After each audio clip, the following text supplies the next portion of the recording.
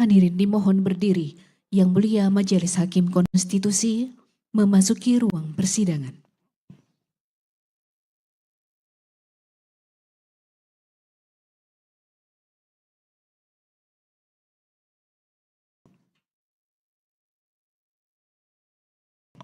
Hadirin disilakan duduk kembali.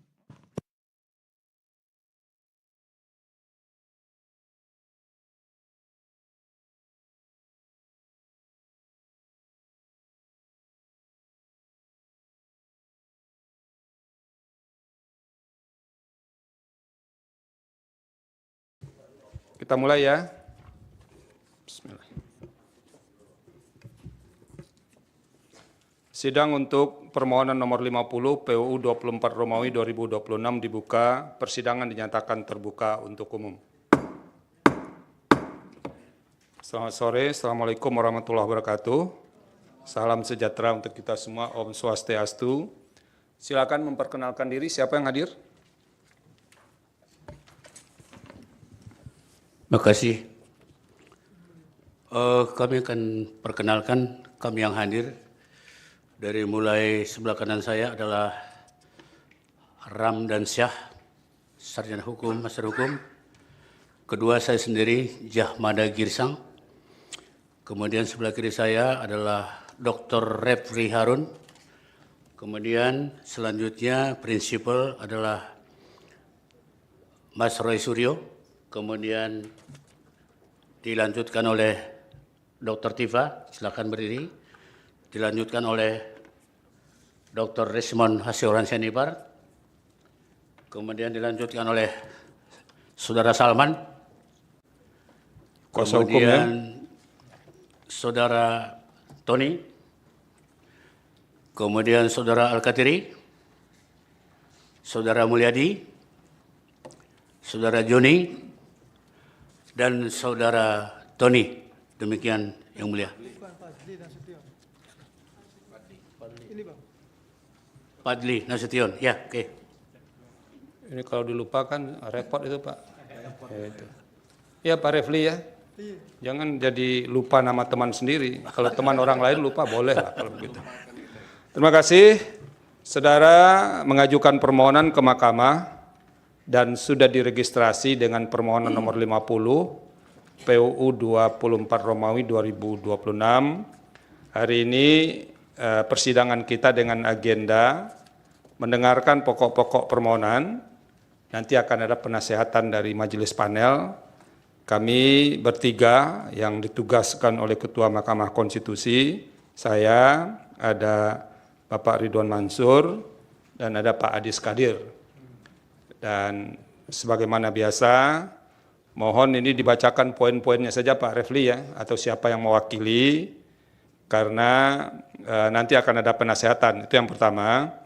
Yang kedua, mohon yang disampaikan dalam penyampaian poin-poinnya itu, apa yang ditulis dalam permohonan. Kami tidak bisa menasehati kalau itu tidak ada dalam permohonan. Jadi bahan yang kami bawa sekarang adalah mengomentari, menasehati apa yang ditulis dalam permohonan. Silakan, siapa yang mau menyampaikan? Bismillahirrahmanirrahim.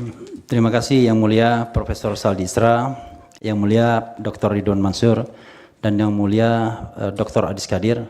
Selamat menjalankan tugas sebagai Hakim MK yang baru. Permohonan kami terhadap beberapa pasal dalam Undang-Undang ITE dan KUHP, baik KUHP lama maupun KUHP baru. Nanti ada reasoningnya kenapa kami masih menyertakan KUHP yang lama. Yaitu pasal 310 ayat 1 KUHP yang lama, kemudian pasal 311 ayat 1 KUHP yang lama, kemudian yang barunya adalah pasal 433, kemudian 434 ayat 1. Kemudian juga kami mengajukan beberapa pasal dalam Undang-Undang ITE, Informasi dan Transaksi Elektronik, yaitu pasal 27A, kemudian pasal 28 ayat 2, nanti ada catatan terhadap pasal 28 ayat 2, kemudian pasal 32 ayat 1 dan ayat 2, serta terakhir pasal 35. Jadi Yang Mulia, panel Hakim Konstitusi, tentu Yang Mulia sudah memahami betul latar belakang mengapa kami mengajukan pasal-pasal ini. Karena pasal-pasal inilah yang dikenakan kepada trio yang ada di depan kami sebagai prinsipal, yaitu Roy Suryo, Rismon Sianipar, dan Dr. Tifauzia Tiasuma. Beliau bertiga untuk sementara ini ditersangkakan dengan pasal-pasal ini. Pasal 310, pasal 311, pasal 27A, pasal 28 ayat 2, pasal 32 ayat 1 ayat 2, dan pasal 35. Dan kami menganggap bahwa pasal tersebut justru ketika dikenakan kepada beliau itu melanggar ketentuan konstitusional. Makanya kita bawa normanya ke tingkat konstitusi. Ada 3 alat uji yang kami kemukakan, yaitu undang-undang. Ini kalau begitu kewenangan mahkamah dianggap sudah diucapkan ya, disampaikan ya. Karena mahkamah pasti berwenang. Iya, tapi legal standing Pak pasti Refli, diterima. tunggu dulu, jangan cepat-cepat. Ini kan kalau ditegur hakim nanti bisa rusak juga Pak Refli. Pelan-pelan. Kewenangan mahkamah dianggap selesai. Nah, sekarang Bapak jelaskan legal standingnya di mana, begitu ya. Jangan melompat-lompat Pak. Orang belum legal standing udah sampai ke pokok permohonan Bapak ini. Terima kasih Yang Mulia Hakim Konstitusi. Pertama, kewenangan Mahkamah Konstitusi sudah kami anggap bacakan ya. Kemudian kedudukan hukum, legal standing pemohon. Jadi bahwa beliau bertiga ini ya permohonan ini diajukan oleh pemohon pertama adalah Dr. Tifauzia Tiasuma, kemudian Dr. Roy Suryo, Dr. Rismon Haseholan Sianipar. Mereka bertiga ini adalah warga negara Republik Indonesia yang kebetulan mereka ada profesi masing-masing. Salah satunya adalah mereka adalah peneliti. Jadi sudah banyak produk penelitian mereka. Kalau pemohon pertama Dr. Tifauzia Tiasuma saat ini secara paralel sedang menyelesaikan S3 di 2 tempat sekaligus, yaitu FISIP Unpad dan kedokteran UI. Jadi, Pak Refli, yang ada dalam permohonan aja dijelaskan terlebih dulu. Kemudian Roy Suryo ini adalah Roy Suryo warga Indonesia wira swasta, kemudian Dr. Rismon adalah dosen. Kemudian kewenangan Mahkamah Konstitusi sudah saya bacakan, kedudukan hukum, legal standing pemohon. Sudah saya katakan tadi mereka adalah warga negara Indonesia dan mereka merasa dirugikan hak konstitusional mereka karena saat ini mereka ditersangkakan dengan pasal-pasal yang kami mohonkan ke hadapan majelis panel hakim Mahkamah Konstitusi. Adapun pasal-pasal yang dimohonkan dalam pokok permohonan adalah sebagaimana yang sudah saya sebutkan tadi, Yang Mulia Hakim Konstitusi, pasal 310 ayat 1 KUHP, pasal 311 ayat 1 KUHP, pasal 433 ayat 1 KUHP, ayat 1 Undang-Undang 1 2023, pasal 434 ayat 1 Undang-Undang 1 2023, pasal 27A Undang-Undang Informasi dan Transaksi Elektronik, pasal 28 ayat 2 Undang-Undang Informasi dan Transaksi Elektronik, serta pasal 32 dan pasal 32 ayat 1 dan ayat 2 dan pasal 35 Undang-Undang Informasi dan Transaksi Elektronik. Inilah pasal-pasal yang digunakan untuk menersangkakan mereka dalam kasus yang dikenal publik sebagai kasus ijazah palsu mantan Presiden Joko Widodo. Adapun kami untuk mengajukan permohonan ini terhadap pasal-pasal tersebut adalah 3 pasal dalam Undang-Undang Dasar 1945 Yang Mulia. Pertama adalah pasal 28D ayat 1 UUD 1945. Setiap orang berhak atas pengakuan, jaminan, perlindungan, dan kepastian hukum yang adil, serta perlakuan yang sama di hadapan hukum. Pasal 28E ayat 3 UUD 1945, setiap orang berhak atas kebebasan berserikat, berkumpul, dan mengeluarkan pendapat. Pasal 28F UUD 1945, setiap orang berhak untuk berkomunikasi dan memperoleh informasi untuk mengembangkan pribadi dan lingkungan sosialnya, serta berhak untuk mencari, memperoleh, memiliki, menyimpan, mengolah, dan menyampaikan informasi dengan menggunakan segala jenis saluran yang tersedia. Nah, secara de facto Yang Mulia, mereka ini melakukan kegiatan meneliti yang namanya ijazah seorang mantan presiden, dan kemudian mereka ditersangka dengan pasal-pasal tersebut. Nah, kami menganggap bahwa itu adalah pelanggaran konstitusi. Pelanggaran konstitusi itulah yang ingin kami bawa ke sini untuk diuji, agar pasal-pasal tersebut secara umum tidak menjangkau kegiatan untuk melakukan penelitian, berpendapat dan lain sebagainya, karena melanggar pasal-pasal yang saya sebutkan tersebut. Itu inti dari permohonan kami yang mulia. Maka selanjutnya kami akan bacakan petitum. Jadi Silakan.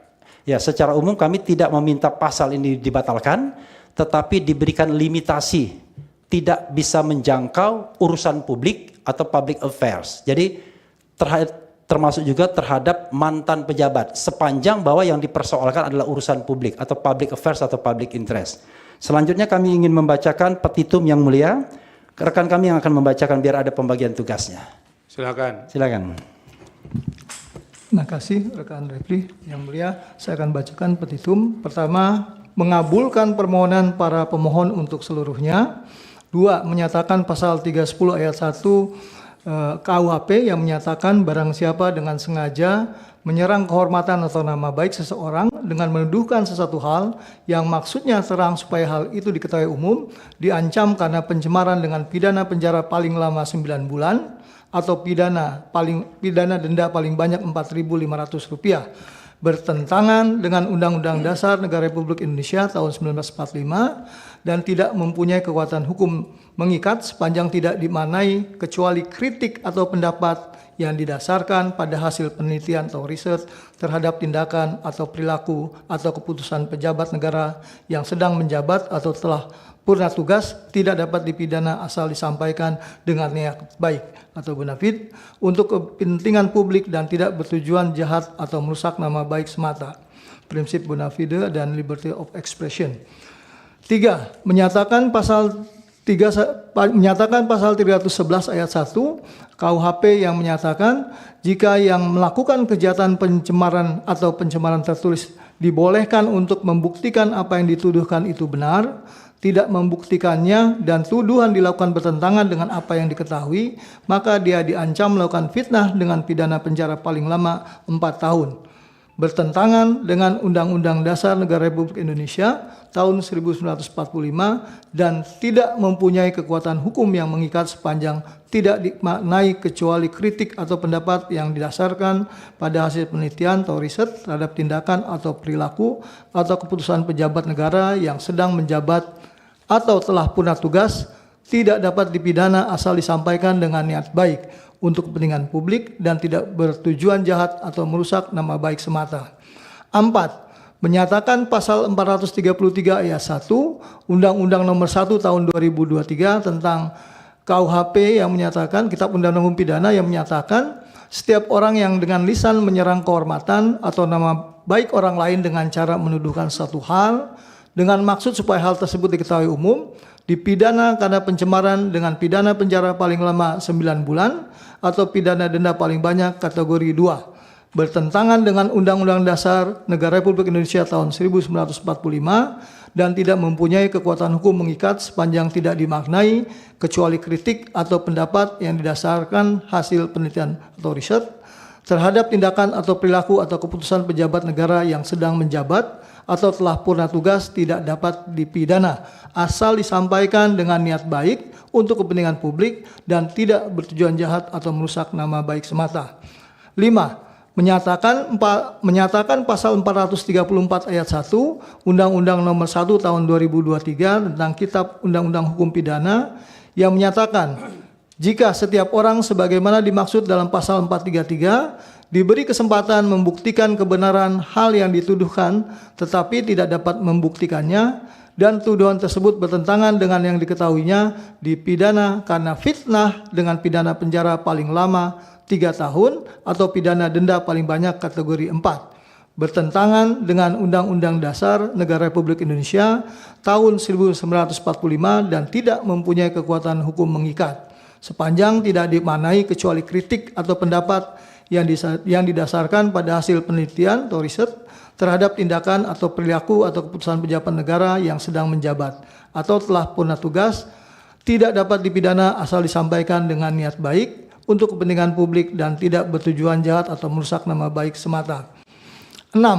Menyatakan pasal 27A Undang-Undang Republik Indonesia Nomor 1 Tahun 2024 tentang perubahan kedua atas Undang-Undang Nomor 11 Tahun 2008 tentang informasi dan transaksi elektronik Lembaran Negara Republik Indonesia Tahun 2004 Nomor 1 dan tambahan Lembaran Negara Republik Indonesia Nomor 6905 yang menyatakan setiap orang dengan sengaja menyerang kehormatan atau nama baik orang lain dengan cara menuduhkan suatu hal dengan maksud supaya hal tersebut diketahui umum dalam bentuk informasi elektronik dan atau dokumen elektronik yang dilakukan melalui sistem elektronik bertentangan dengan Undang-Undang Dasar Negara Republik Indonesia tahun 1945 dan tidak mempunyai kekuatan hukum mengikat sepanjang tidak dimaknai setiap orang dengan sengaja menyerang kehormatan atau nama baik orang lain kecuali pendapat atau kritik yang didasarkan pada hasil penelitian atau riset terhadap tindakan atau perilaku atau keputusan pejabat negara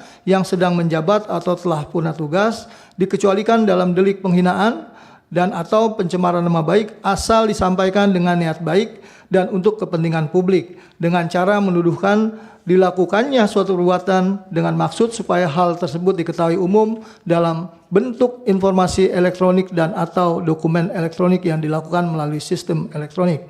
7. Menyatakan pasal 28 ayat 2 Undang-Undang Republik Indonesia Nomor 1 Tahun 2024 tentang perubahan kedua atas Undang-Undang Nomor 11 Tahun 2008 tentang informasi dan transaksi elektronik Lembaran Negara Republik Indonesia Tahun 2024 Nomor 1 dan tambahan Lembaran Negara Republik Indonesia Nomor 6905 yang menyatakan setiap orang dengan sengaja dan tanpa hak mendistribusikan dan atau mentransmisikan informasi elektronik dan atau dokumen elektronik yang sifatnya menghasut, mengajak atau memengaruhi orang lain sehingga menimbulkan rasa kebencian atau permusuhan terhadap individu dan atau kelompok masyarakat tertentu berdasarkan ras, kebangsaan, etnis, warna kulit, agama, kepercayaan, jenis kelamin, disabilitas mental atau disabilitas fisik, bertentangan dengan Undang-Undang Dasar Negara Republik Indonesia tahun 1945 dan tidak mempunyai kekuatan hukum mengikat apabila digunakan dalam rezim tindak pidana pencemaran nama baik dan tindak pidana fitnah. Karena substansinya mengatur tentang permusuhan terhadap individu dan atau kelompok masyarakat tertentu berdasarkan ras, kebangsaan, etnis, warna kulit, agama, kepercayaan, jenis kelamin, disabilitas mental atau disabilitas fisik. 8. Menyatakan pasal 32 ayat 1 dan ayat 2 Undang-Undang Nomor 11 Tahun 2008 tentang informasi dan transaksi elektronik Lembaran Negara Republik Indonesia tahun 2008 nomor 58 dan tambahan Lembaran Negara Republik Indonesia nomor 4843 yang menyatakan 1. Setiap orang dengan sengaja dan tanpa hak atau melawan hukum dengan cara apapun mengubah, menambah, mengurangi, melakukan transmisi, merusak, menghilangkan, memindahkan, menyembunyikan suatu informasi elektronik dan atau dokumen elektronik milik orang lain atau milik publik. 2. Setiap orang dengan sengaja dan tanpa hak atau melawan hukum dengan cara apapun memindahkan atau mentransfer informasi elektronik dan atau dokumen elektronik kepada sistem elektronik orang lain yang tidak berhak.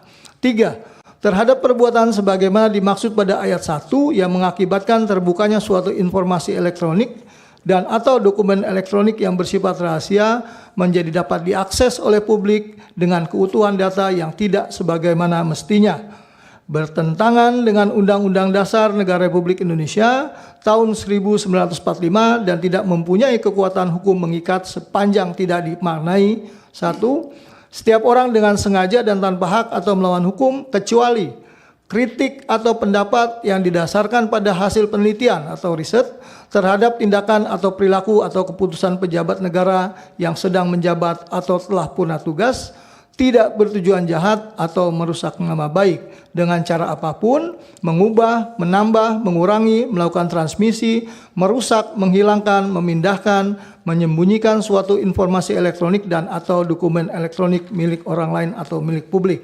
2. Setiap orang dengan sengaja dan tanpa hak atau melawan hukum, kecuali kritik atau pendapat yang didasarkan pada hasil penelitian atau riset terhadap tindakan atau perilaku atau keputusan pejabat negara yang sedang menjabat atau telah purna tugas, tidak bertujuan jahat atau merusak nama baik dengan cara apapun, memindahkan atau mentransfer informasi elektronik dan atau dokumen elektronik kepada sistem elektronik orang lain yang tidak berhak.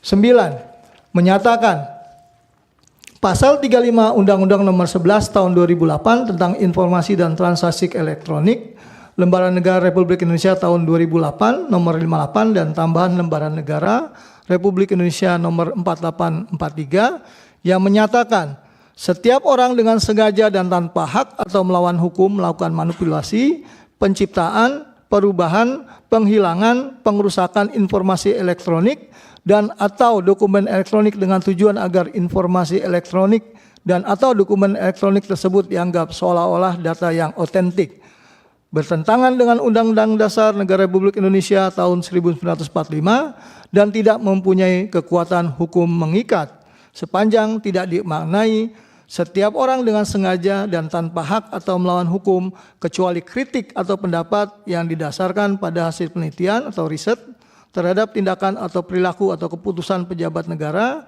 yang sedang menjabat atau telah purna tugas, tidak bertujuan jahat atau merusak nama baik, melakukan manipulasi, penciptaan, perubahan, penghilangan, pengerusakan informasi elektronik dan atau dokumen elektronik dengan tujuan agar informasi elektronik dan atau dokumen elektronik tersebut dianggap seolah-olah data yang otentik. 10. Memerintahkan pemuatan putusan ini dalam Berita Negara Republik Indonesia, atau jika Majelis Hakim Konstitusi Republik Indonesia mempunyai keputusan lain, mohon putusan yang seadil-adilnya. Ex aequo e bono. Hormat kami, kuasa hukum para pemohon, ditandatangani Refli Jahmada Girsang, Muhammad Taufik, tidak ditandatangani, mohon maaf, Ramdansyah, Abdullah Al-Katiri, Mulyadi, Fadli Nasution, Muhammad Salman Darwis, Joni Silalahi, Wirawan Adnan, Tony Suwartono baru saja ditandatangani, dan Aziz Yanwar. Terima kasih Yang Mulia. Yang Mulia, panel hakim, Ya. apakah kami berkenan diberikan kesempatan agar prinsipal menyampaikan sepatah dua patah kata dalam sidang pendahuluan ini? Kalau boleh tiga-tiganya. Ini tidak lazim Pak Refli. Iya. Ya. Oleh karena itu mungkin lebih baik hadirkan, sudah ada kuasa hukumnya. Apa yang mau kan sudah dinyatakan dalam permohonan ya. Kalau boleh, kalau Ya. nggak boleh apa boleh buat? Iya. Dan tidak lazim seperti itu. Oke. Pak Refli kan sudah tahu, dia ini kan kura-kura dalam perahu aja, pura-pura tidak tahu aja dia. Terima kasih para kuasa hukum yang sudah menyampaikan pokok-pokok permohonan. Sekarang sampai lagi giliran kami, hakim panel, untuk memberikan nasihat secara bergantian.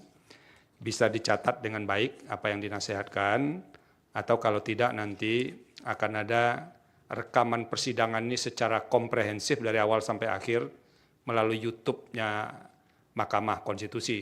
Ini nanti kan nih jadi YouTube juga nih semuanya kayaknya yang ada di sini. Nah, bisa juga menyimak dari situ. Tapi terserah memilih saluran mana yang mau dipakai nanti.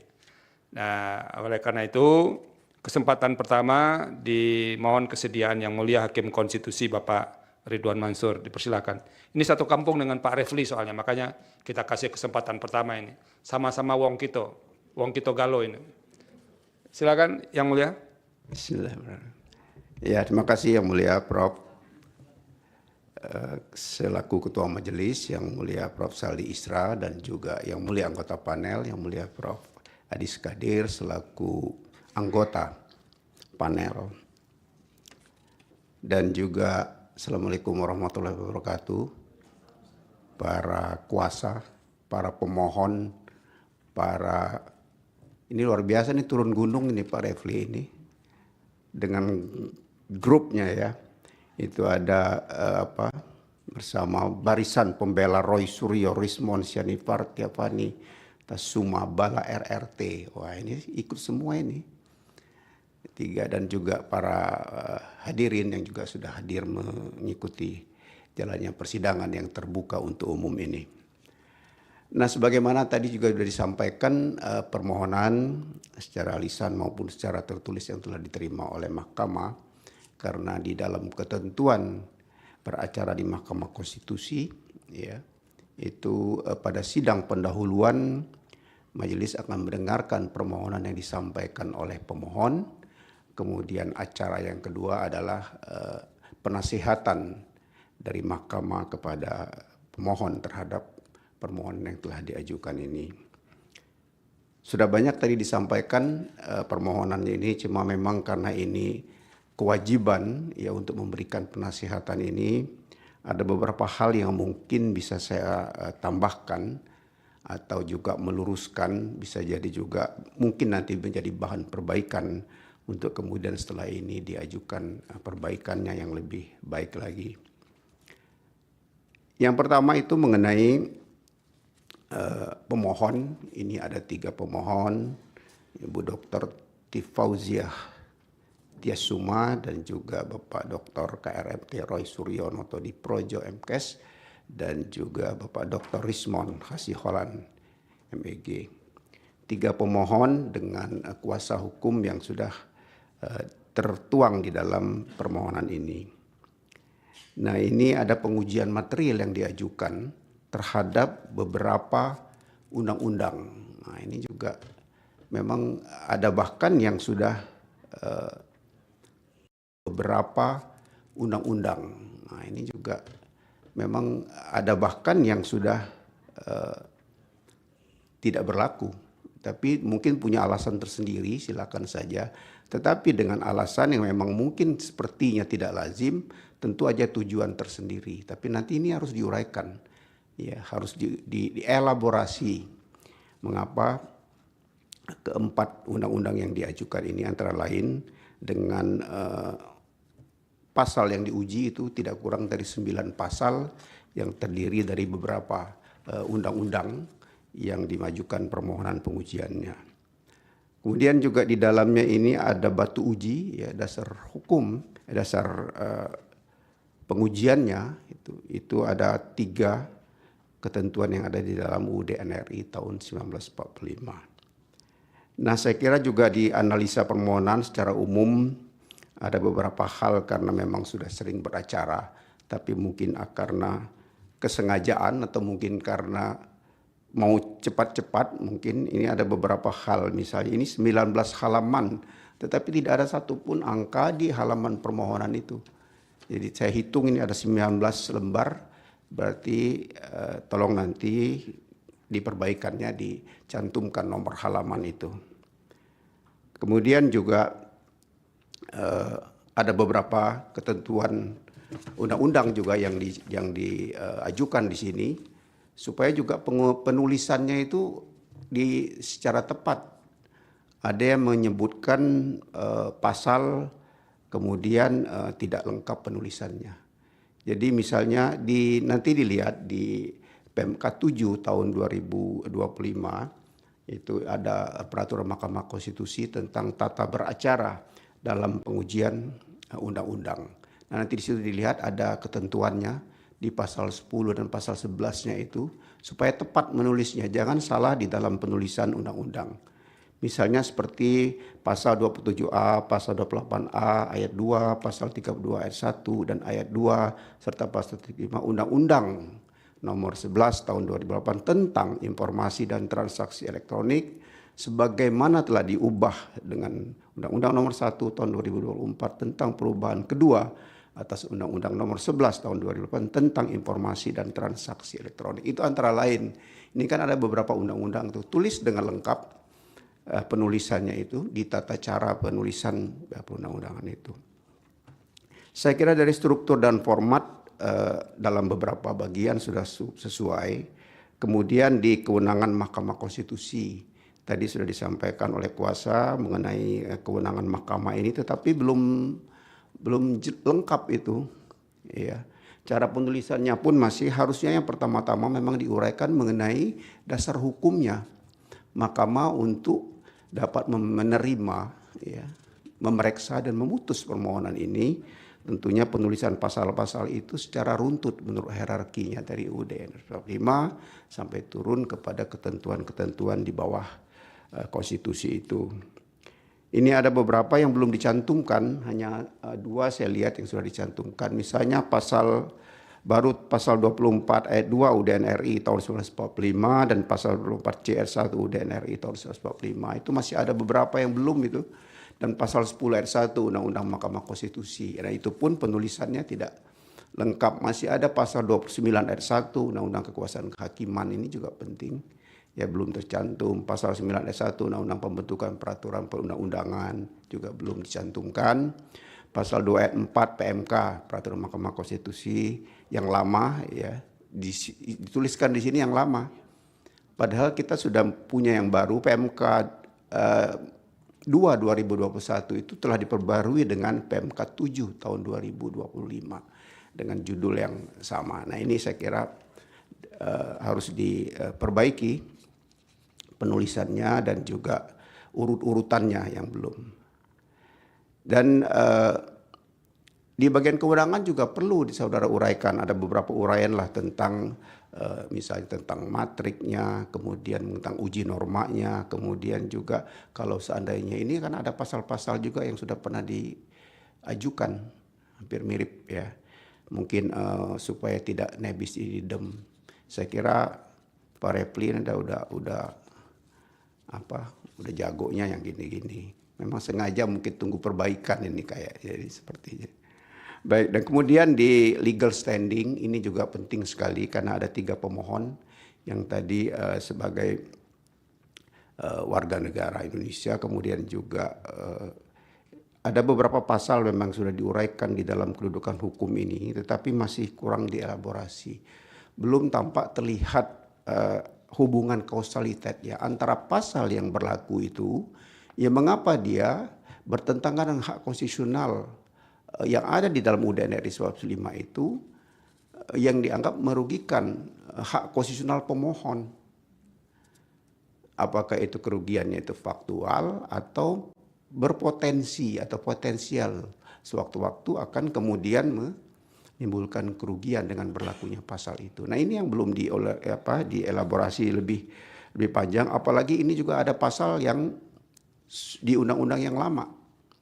Nah, itu perlu penjelasan yang cukup panjang juga itu dielaborasi, begitupun dengan pasal-pasal yang lain. Karena kan di sini menyebutkan bahwa selain daripada pemohon itu semua adalah warga negara Indonesia, dan disebutkan juga di sini fokus kegiatannya, kemudian juga kaitan dengan aktivitas yang pernah dilakukan, profesi, pegiat demokrasi atau peneliti, ini juga harus dihubungkan satu sama lain supaya terlihat hubungan kausal perbannya itu, bahwa betul-betul pemohon ini memiliki ya kedudukan hukum, legal standing, dan itu harus dielaborasi lebih luas. Semakin banyak norma batu uji dan pasal yang diuji dengan batu uji yang menjadi dasar pengujian itu dicantumkan dalam permohonan ini, semakin banyak juga uraiannya tentunya. Nah, ini mungkin bisa nanti lebih fokus, lebih dipertajam prinsip-prinsip yang menjadi kerugian konstitusional itu antara lain. Nah, sehingga bisa menjadi lebih jelas dan terang ya. Karena kalau tidak ada legal standing susah untuk lanjut, kan gitu. Saya kira pertentangan norma juga masih ada beberapa yang belum sesuai dengan ketentuan pasal 51 ayat 1 Undang-Undang Mahkamah Konstitusi. Ada 5 syarat parameter itu harus dikontestasikan antara pasal yang saudara anggap itu merugikan hak konstitusional itu dengan ketentuan yang ada, hak konstitusional yang ada dalam pasal-pasal yang ada dalam konstitusi yang menjadi dasar pengujian. Nah, ini mungkin yang perlu dielaborasi lebih luas.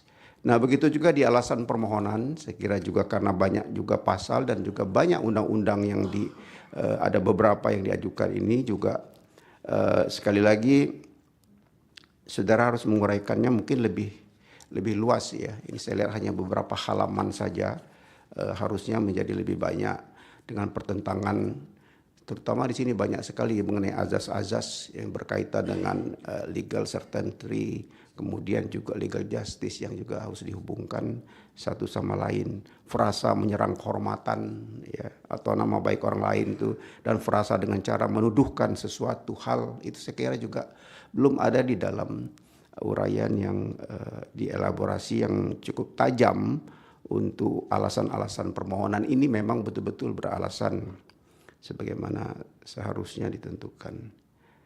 Kemudian juga tentang kualifikasi pencemaran nama baik juga ini harus harus diuraikan. Ini kan ada pergeseran, itu apalagi ada undang-undang baru dan juga ada beberapa putusan Mahkamah Konstitusi, ini bisa dielaborasi.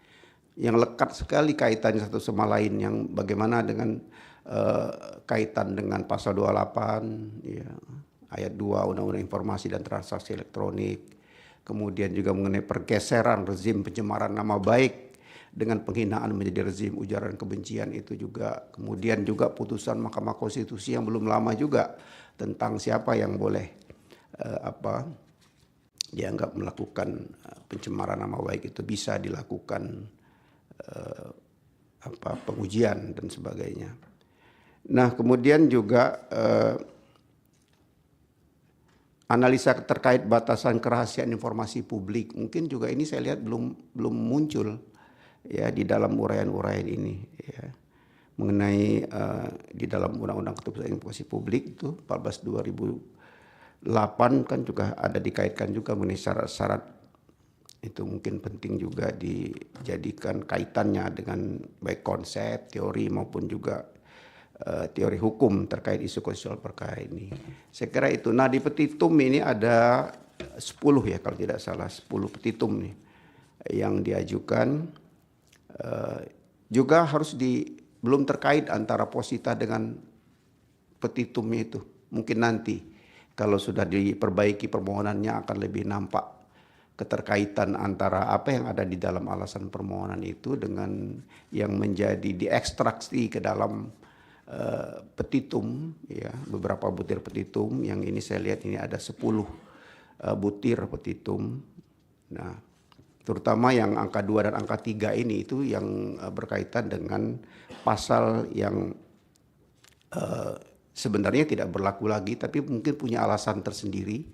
Silakan saja nanti seperti apa mengelaborasinya, kita menunggu perbaikannya dan juga di dalam perjalanan permohonan ini kalau seandainya lanjut ya. Kemudian juga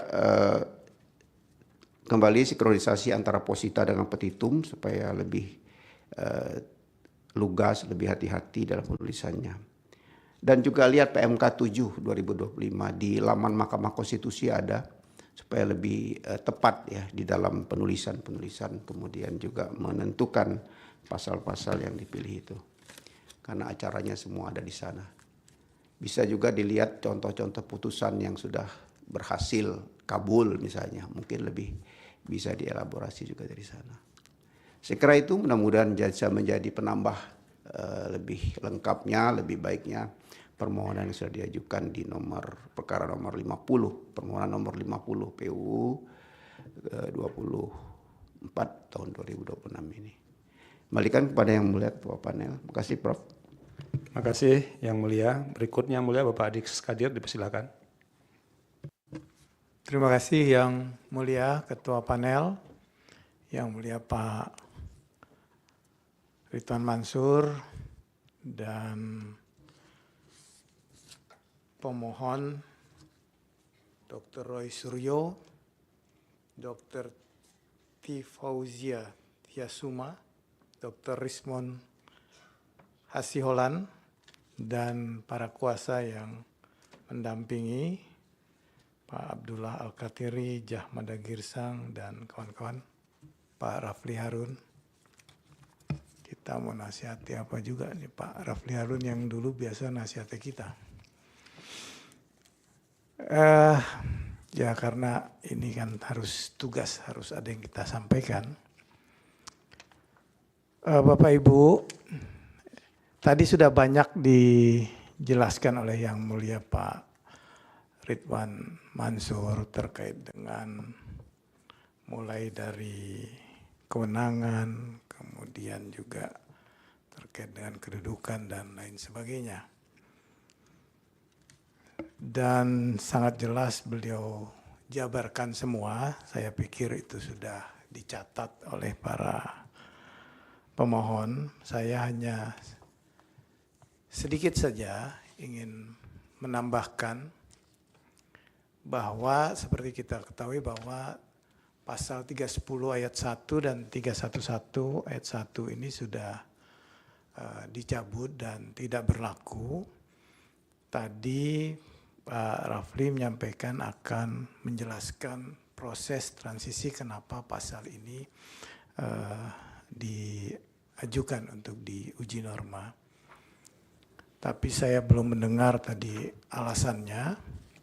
Mungkin nanti pada saat perbaikan mohon diuraikan lebih jelas kondisi masa transisi untuk lebih dijelaskan oleh pemohon dalam permohonannya. Jadi transisional dari 310, 311 ke KUHP yang baru 433 dan 434. Kemudian yang kedua, pasal 310 tadi sudah diuraikan, telah banyak diuji oleh pemohon dan telah diputus, disampaikan juga ada nomor 14 2008, 78 2023, 105 2024, 78 2023 dan 105 tadi 2024. Tetapi masih ada juga mungkin perlu dipertimbangkan putusan nomor 14 PU 2008 berkenaan juga dengan konstitusionalitas pasal 310 ayat 1 dan 311 ayat 1 KUHP 1946 ini. Ini mungkin bisa menjadi bahan untuk dielaborasi pasal 31 ayat pasal 30 ayat 1 dan 311 ayat 1 KUHP 1946. Secara umum petitum permohonan pemohon tadi telah sesuai dengan PMK 7 2025 dan mungkin tinggal menyesuaikan positanya saja untuk apabila diperbaiki petitum menyesuaikan. Jadi saya menyimpulkan bahwa perlu memperbaiki bagian kewenangan mahkamah seperti yang disampaikan tadi oleh Pak Yang Mulia Ridwan Mansur, kemudian memperbaiki bagian sedikit daripada kedudukan hukum pemohon, memperbaiki bagian posita dan petitum mungkin menyesuaikan daripada perbaikan posita. Itu saja Yang Mulia. Terima kasih. Assalamualaikum warahmatullahi wabarakatuh. Waalaikumsalam warahmatullahi wabarakatuh. Terima kasih Yang Mulia Pak Adis. Ini giliran saya sekarang. Saya ini kalau menasihati banyak-banyak kayak bimbing disertasinya Refli juga saya jadinya. Pertama, kewenangan mahkamah itu masih belum memasukkan PMK 7 2025 Pak Refli ya. Nanti kalau nggak ada nih bisa saya kasih Pak Refli kalau mau ini. Tapi ada yang soft file-nya di websitenya Mahkamah Konstitusi. Ini satu-satunya ini. Bapaknya kalau yang gratis mau cepat-cepat aja ini. Nah nanti bisa dilihat di websitenya Mahkamah Konstitusi untuk menambahkan paling tidak ada beberapa hal yang berbeda sih Pak Refli, model penyusunan permohonan di bawah PMK nomor 7 tahun 2025 dibandingkan yang sebelumnya. Nah itu pertama di kewenangan, di kedudukan hukum, ini yang perlu ada perombakan yang agak serius, karena belum dijelaskan siapa pemohon ini, ketiga-tiganya. Jadi harusnya dijelaskan Pak Roy Suryo itu siapa, Ibu Tifa siapa, dan segala macam. Lalu apa sih problem konstitusional yang dihadapinya berkaitan dengan norma ini? Dan itu belum jelas. Jadi, dan itu harus disertakan bukti. Jadi kalau diceritakan orang ini begini, begini, dan segala macamnya, tidak ada buktinya, nah kan tidak kuat. Kan kami tidak bisa membenarkan sesuatu yang tidak dibuktikan. Oleh karena itu, jelaskan. Kalau tadi dikatakan orang ini disangkakan dengan menggunakan pasal ini, itu penetapan sebagai tersangkanya dijadikan sebagai bukti untuk masing-masing pemohon ini. Nah baru setelah itu Pak Refli jelaskan apa hubungan kausal antara peristiwa yang terjadi untuk menjelaskan kasus konkretnya itu dengan berlakunya norma itu yang dimohonkan pengujian itu, sehingga nanti memenuhi prinsip kausal verban. Jadi ada hubungan sebab akibat antara berlakunya norma yang dimohonkan pengujian dengan kerugian atau setidak-tidaknya anggapan kerugian hak konstitusional yang dialami oleh pemohon. Dan itu sama sekali belum ada di legal standing atau kedudukan hukum pemohon. Jadi baru hanya sebatas menyebutkan pasal-pasal, lalu tidak ada elaborasi apa kaitannya pasal ini dengan ketiga pemohon ini untuk membuktikan kausal verbannya. Tadi lisan dijelaskan Pak Refli, jadi kalau lisan kan tidak bisa kita nilai ini Pak Refli, jadi harus dicantumkan di sini. Dan itu yang harus ditambahkan. Nanti kan Pak Salman juga nanti akan banyak mengerjakannya ini.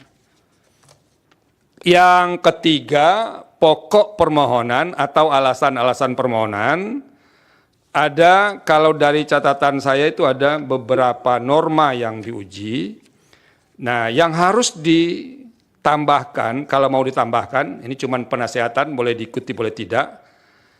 Pertama dulu menjelaskan mengapa masih menggunakan KUHP lama itu.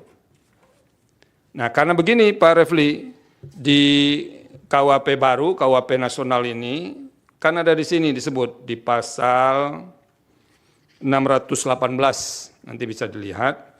Pada saat undang-undang ini mulai berlaku, tindak pidana yang sedang dalam proses peradilan menggunakan ketentuan undang-undang ini, kecuali undang-undang yang mengatur tindak pidana tersebut lebih menguntungkan bagi tersangka atau terdakwa. Nah itu tolong jelaskan kenapa masih menggunakan norma ini. Satu. Yang kedua, pasal 310 itu kan sudah pernah dinilai konstitusionalitasnya oleh Mahkamah Konstitusi. Nah nanti tolong dicari putusan-putusan Mahkamah Konstitusi yang berkaitan dengan norma yang ada dalam Kitab Undang-Undang Hukum Pidana yang pernah diputus oleh Mahkamah Konstitusi. Apa masih bisa diteruskan menggunakan pasal ini atau tidak? Atau jangan-jangan ini bukan soal norma, kalau yang menyangkut pasal yang ada dalam pidana lama, ini soal praktek atau implementasi norma. Nah itu yang harus dijelaskan. Nah yang ketiga, yang belum bisa ditemukan secara clear, uraian yang lebih jelas, mengapa norma-norma yang diuji atau yang diuji konstitusionalitasnya ini bertentangan dengan pasal 28D ayat 1, pasal 28E ayat 3, dan pasal 28F. Dalam permohonan ini kami harus akui, tiga pasal konstitusi itu disebutkan, tapi belum ada uraian mengapa dia bertentangan dengan pasal dalam konstitusi itu. Jadi Pak Refli misalnya, pasal 28D, setiap orang berhak atas pengakuan, jaminan, perlindungan, dan kepastian hukum yang adil, serta perlakuan yang sama di hadapan hukum. Apakah semua komponen dalam norma pasal 28D ayat 1 ini harus digunakan, atau jangan-jangan bagian-bagian tertentu saja, dan itu yang harus dijelaskan kepada mahkamah. Sehingga kami nanti bisa menilai benar atau tidak norma atau pasal-pasal dalam KUHP dan yang lain itu bertentangan dengan Undang-Undang Dasar 1945 atau tidak. Jadi argumentasi yang dijelaskan itu yang akan kami nilai. Jadi kalau argumentasinya tidak kuat, ya nanti tidak beralasan menurut hukum. Jangan dikira tidak ada problem misalnya, tapi memang argumentasinya itu yang tidak kuat. Karena jangan memaksa mahkamah untuk mencarikan argumentasi, enggak. Pekerjaan kami adalah menilai argumentasi yang diajukan oleh pemohon, mengapa ini bertentangan dengan Undang-Undang Dasar 1945. Dan dari norma-norma itu sebetulnya hanya baru menempelkan pasal konstitusi, belum menguraikan pertentangan itu. Ini karena ini yang saya hadapi ini doktor konstitusi, jadi saya challenge juga ini kuasa hukumnya untuk menjelaskan ini kenapa dia dikatakan bertentangan, Pak Refli. Nah itu tolong nanti dijelaskan karena yang beberapanya itu sudah pernah diputus oleh Mahkamah Konstitusi. Dan terakhir ini perlu disampaikan kepada pemohon. Ini di petitum nomor 8 ya. Itu kalau dilihat awalnya kan ada ayat 1, ada ayat 2. Lalu ada ayat 3 di halaman berikutnya yang tidak ada nomor halamannya itu. Jadi dokumen elektronik kepada sistem elektronik orang lain yang tidak berhak. Titik 3. Nah, saya ini jadi heran. 3 ini kemana sangkutannya ini, Pak Refli? Ya kan? Apakah ini salah ketik atau bagaimana? Karena tidak ada poin angka 3 itu. Karena di poin berikutnya hanya ada 1 dan 2. Berarti angka 3 ini tidak ada. Nah, itu tolong diperhatikan. Yang kedua, masih berkaitan dengan petitum ini, saya menyarankan supaya karena ada 2 norma di sini dipisah saja Pak Refli. Ada pasal 32 ayat 1, kemudian di petitum berikutnya pasal 32 ayat 2. Jadi dipisah supaya nanti bisa lebih clear, jangan terjadi kekaburan dalam penyusunan petitum ini. Nah, itu beberapa hal yang bisa kami nasihatkan kepada kuasa hukum dan prinsipal berkaitan dengan permohonan ini. Tapi intinya, pertama soal legal standing itu penting. Kami mahkamah tidak akan masuk kepada pokok permohonan kalau pemohon tidak mampu menjelaskan memiliki kedudukan hukum. Nah, itu substansi baru kita bahas setelah lolos dari posisi legal standing. Nah, itu yang harus Nah, poin terakhir saya Pak Refli dan para kuasa hukum dan prinsipal, harus ada ketersambungan. Jadi kayak benang merahnya antara apa yang diuraikan di posita dengan petitum. Jadi kalau di posita di petitum dikatakan ini bertentangan dengan Undang-Undang Dasar, kalau tidak dimaknai begini, dan di positanya itu harus ada elaborasi mengapa pemaknaan yang diminta oleh pemohon itu yang konstitusional. Karena ini penting, putusan mahkamah tidak akan mengabdi kepada kasus konkret. Karena norma ini bersifat erga omnes.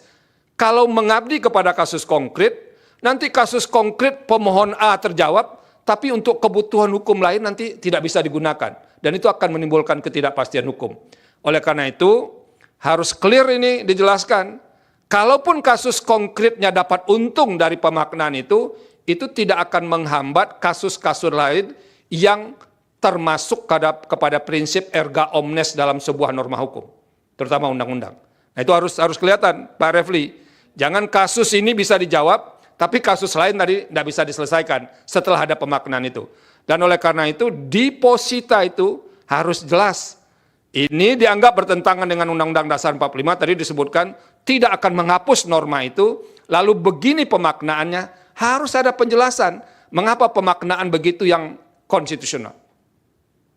Nah, itu yang perlu disampaikan, biar para kuasa hukum yang sangat terkenal dalam ruangan ini bisa bekerja lebih keras juga. Pak Refli ya, sudah lama nggak ketemu soalnya dengan beliau yang satu ini.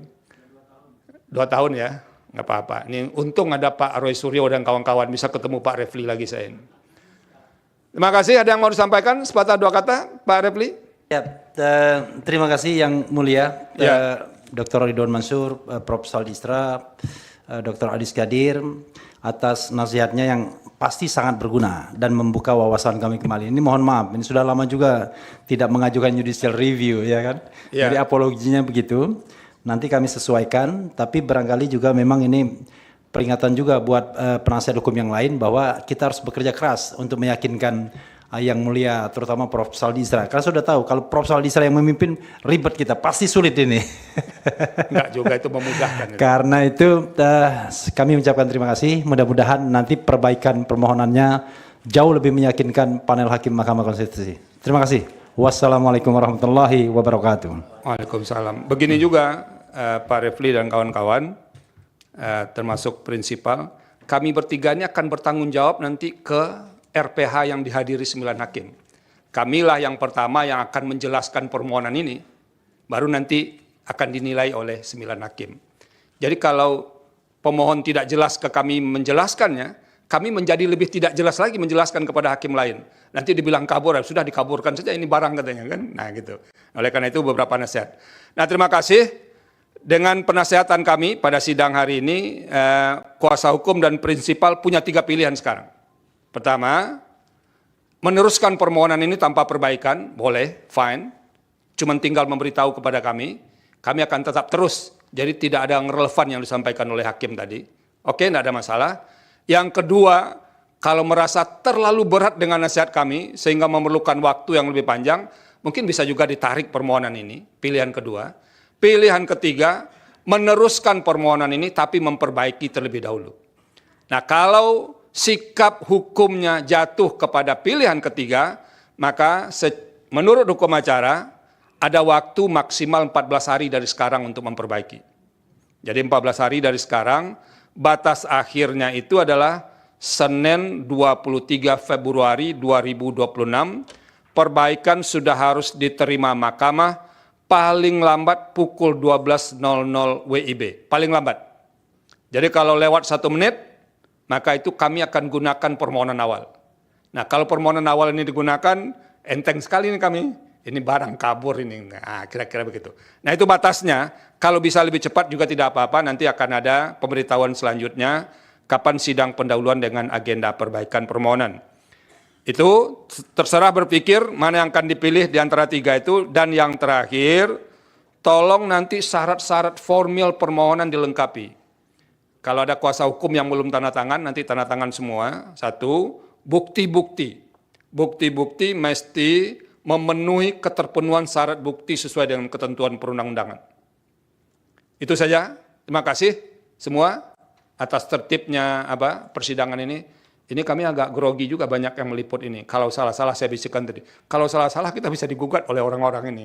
Tapi paling tidak, karena yang ada di depan pegang palu kan bisa lebih kuat lah posisinya dikit dibanding yang lain. Terima kasih. Dengan demikian, sidang pendahuluan dengan agenda penyampaian pokok-pokok permohonan dan penasehatan dari majelis panel untuk permohonan nomor 50 PUU 24 Romawi 2026 dinyatakan selesai, sidang ditutup. Hadirin dimohon berdiri. Yang mulia Majelis Hakim Konstitusi meninggalkan ruang persidangan.